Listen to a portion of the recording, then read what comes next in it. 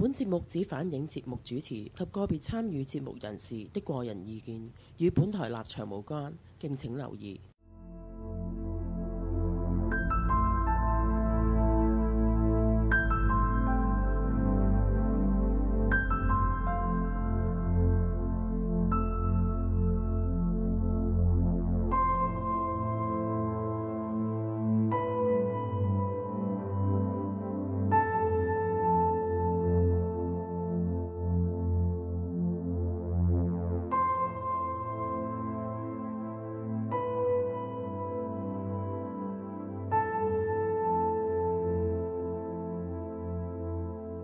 談期感謝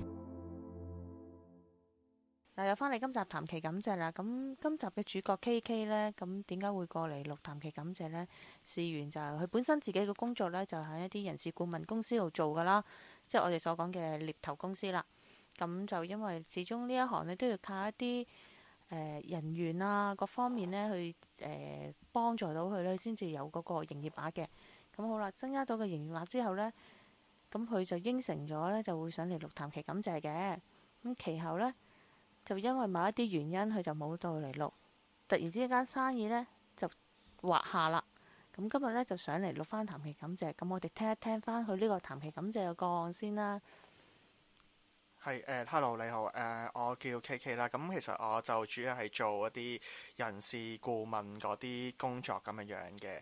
咁講翻我點樣認識師傅先啦，就因為話説有個朋友啦，咁本身佢之前呢工作上面都唔係好順利嘅，咁跟住然之後啦，咁就上咗嚟揾師傅啦，咁跟住然之後所有嘢都好所有嘢都開始上升啦，或者係即係點講咧，好多順暢咁樣啦，咁跟住繼而然之後咧，咁就叫我上嚟揾師傅幫手咁樣咯。你係咩原因即係想約見師傅嘅咧？幫你工作上有啲乜嘢？你問題即係其實你工作上出現咗啲咩問題咧？你自己？因為其實我哋嗰行嚟講，其實好多時候都要好多嘢配合嘅。咁再加上嚟講就我自己工作上面其實一直都好平平穩穩啦，冇乜突破啊咁樣樣。咁變相都想喺工作上面有一啲新嘅嘢可以衝擊下，或者係想幫助到自己嗰個生意額咁樣樣咯。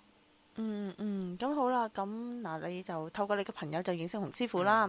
你個工作上就即係個生意額嗰度呢，你就覺得自己唔滿意。我哋所講嘅就停滯不前，亦都希望你自己工作上呢有啲突破啦。咁好啦，咁其實我想問你，將呢個問題同阿洪師傅講咗之後，咁洪師傅有啲咩建議俾你啊？師傅就幫我，即係其實佢哋話首先一定要打個根基先啦，因為人員嚟講係好重要嘅。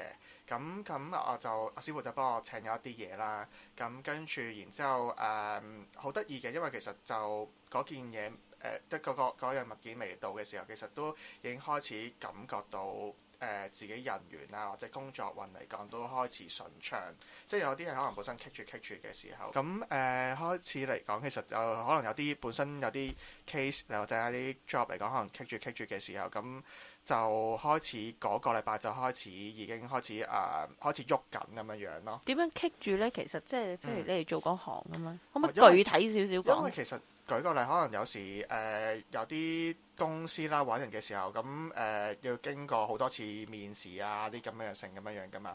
咁有時候要配合翻嗰個見工嗰個人啦。例如佢哋有冇時間啊，或者係其實佢如果見咁多次嚟講，又唔係話好願意上去。咁面上中間嚟講有啲拉鋸咁樣嘅嘢咯。咁面上咁我哋咁嗰個禮拜嚟講就啲客啊或者係啲公司嚟講就。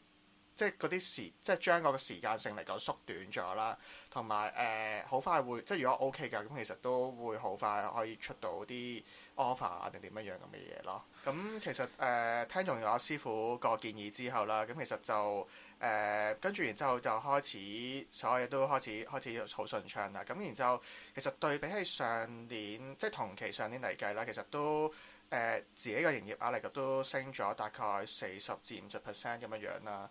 咁再加上其實就最近早幾個月嘅時候咧，咁就做到一張好大嘅單啦，就成為咗公司其中一張最大嘅單咁樣樣啦。即係過去呢幾年咁樣樣。嗱，咁啊 K K 咁你先頭講到啦，就話你嗰張單啦，就係呢幾年裡面你係其中一張最大嘅單啦。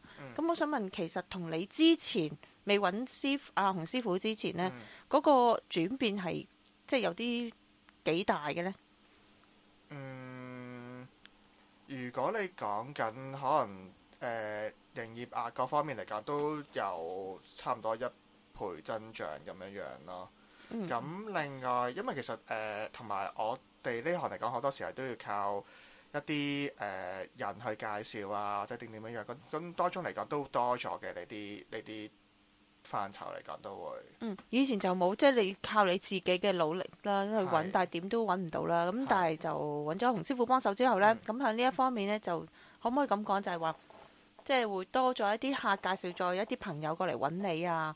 咁變相你個營業額、生意額你咪高咗，係咪咁講？可唔可以咁講呢？都可以咁講嘅，係啦。咁同埋啲人會容易啲去聽，即係啲人會容易啲去聽你講嘢啦，或者係會接受你意見咁樣樣咯。咁之前就都即係你即係有時可費能有啲人可能一聽到電話呢啲獵頭公司咁，可能即刻收線㗎嘛會。我明白。咁係嗱，其實我都想問翻你一樣嘢啦。咁其實 K K 啊，咁就聽翻你呢個 case 啦。咁洪師傅其實喺即係生意上都幫咗你好大啦，增加咗成一半咁滯個營業額，有50%。咁好似其後就發生咗一啲問題嘅喎，喺你生意上面，同埋你自己個人本身嗰度係嘛？其實就之前嗰2個月嘅時候就都順風順水啦，即係好多嘢都好 smooth 咁樣樣嘅。但係咁就本身之前就同一時間都應承咗師傅啦，咁就話如果嗰樣即係如果工作上面有啲轉變嘅話，其實都會上嚟錄翻個談嚟感謝啦。但係自己呢，就俾好多藉口，自己真係好似你懶啊，又冇時間咁樣樣啦。咁當中嚟講，其實有俾好多藉口自己啦，又覺得又冇時間啦，又懶啦。咁變相咁就最後尾就呢個承諾就未有兌現嘅。咁發生咩事呢？咁中間嚟講就感覺上面有啲嘢可能就係去翻見師傅之前啦，有可能又棘住啊，咁亦都係個人又好似冇乜活力啊，冇乜動力去做好一件事咁樣嘅嘢咯。咁到最後尾嚟講就咁我就記得師傅講過一樣嘢，咁就話要飲水思源啦。咁變相咁終於得起心肝要上嚟，再真係要真心多謝師傅咁樣樣咯。咁嗱，其實咧 K K 發生咗呢件事之後咧，個生意額嗰度對你嚟講有冇影響到？有嘅，都有 drop 咗一定嘅生意額都會。跟住驚啦。係啦。咁你驚啦，即係諗翻起，咦？我應承咗洪師傅一啲嘢嘅喎，即係應承咗洪師傅會上嚟錄談嚟感謝。咁但係其實你又俾藉口你自己啦，又冇做到啦咁樣。咁終於就諗翻起師傅説話，飲水思源啦。咁啊，的起心肝，終於就嚟錄談期感謝啦，係嘛？係。咁呢一刻你有啲乜嘢想同洪師傅講啊？你自己或者你自己有啲咩感受呢？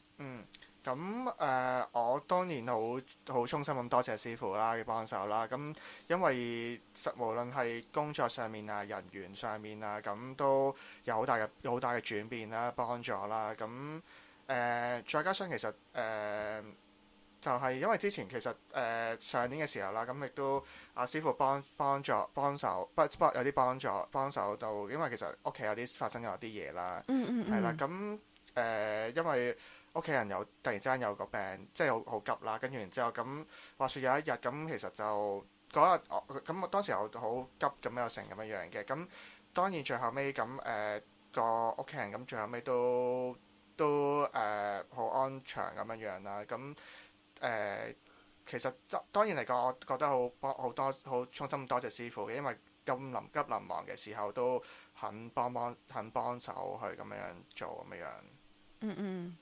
咁其實仲有就係好多謝師傅咁因為之前自己嘅問題啦，又諸多推搪啦，咁變相咁其實阿師傅嚟講，其實就冇話責怪我啦，亦都亦都係仍然都係繼續去幫亦都仍然都係喺協助我咁樣樣啦。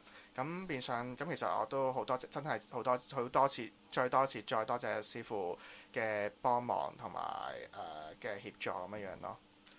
仲有嘅就係好多謝師傅，咁佢咁仲有一樣嘢啦，就係都要同翻各位網友講翻嘅。咁其實就因為其實就之前啦，咁就一直都即係本身嚟講就應承咗師傅，咁喺工作上面如果有啲咩轉變嘅話，都會上嚟錄翻個談期感謝啦。咁多謝翻阿師傅嘅，但係因為其實就自己俾咗好多藉口自己啦，咁就冇兌現呢個承諾啦。咁但係師傅嚟講，其實就冇責怪我啦。咁但係其實就咁點解會上翻嚟呢？其實因為覺得自己記得師傅講過一句啦，咁就要飲水思源啦。咁變相咁，我覺得要提翻大家嚟講，就如果應承咗師傅做嘅許下咗嘅其中某啲承諾啦，咁就一定要兌現啦。咁如果覺得自己做唔到嘅話，就直頭唔好話應承師傅任何嘢啦，咁樣樣。咁KK，咁我好多謝你今日上嚟啦，分享翻你呢一個 case 啦。咁各位網友聽完 KK 呢一個 case 又有啲咩感想呢？咁同埋啦，咁大家都要記住一句説話啦，就係飲水思源。今日談期感謝時間到呢度為止。如需要約見洪師傅，歡迎電郵到 masterhongzai@yahoo.com.hk masterhungzai@yahoo.com.hk， 又或者下載我哋洪師傅星光頻道嘅流動應用程式。